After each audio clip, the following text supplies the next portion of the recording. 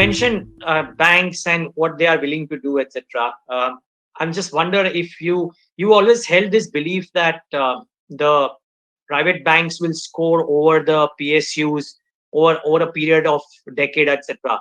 Do you think in this post-COVID world that phenomenon has gotten accelerated? And what's your outlook in general for banks and financials quarter three, quarter four next year because of this whole NPAs recognition? This is also a question that is coming from Sunil Jetra.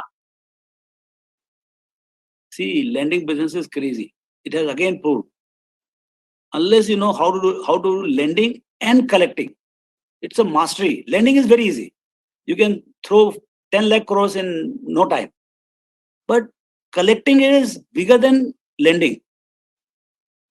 Okay. So the good guys, they don't lend only if they cannot collect. And that's why their balance sheet grows slow. A lot of people, they call them conservatives. And that's where, money is. So you have to be very careful. It's a double-edged sword.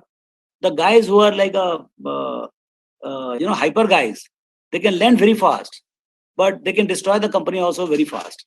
So this one has taught us. You see, yesterday what happened? It was a very interesting day yesterday.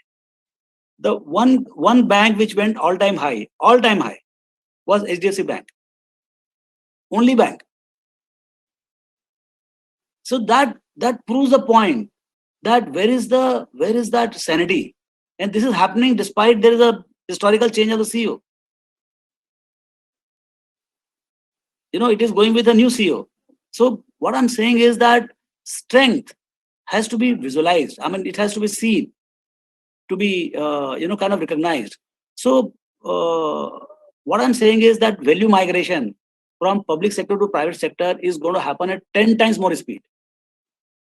Because that competency to lend and collect is not there in public sector.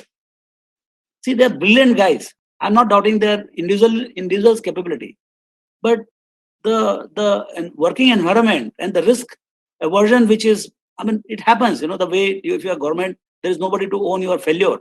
See, in businesses, what is important is you should be, without asking any question, you should be allowed to fail. That's the first rule of law in business. Yes, you get reward for what you do well. But when you fail, there should be somebody to give you cover. And that is the risk. That is the risk of when we say risk of the business, that is the risk. And that risk, who is going to underwrite? Government is not. So the sector, they will go risk averse in lending. And so risk aversion is not going to work. You have to embrace the risk, but in a very calculated fashion. So migration is going to happen.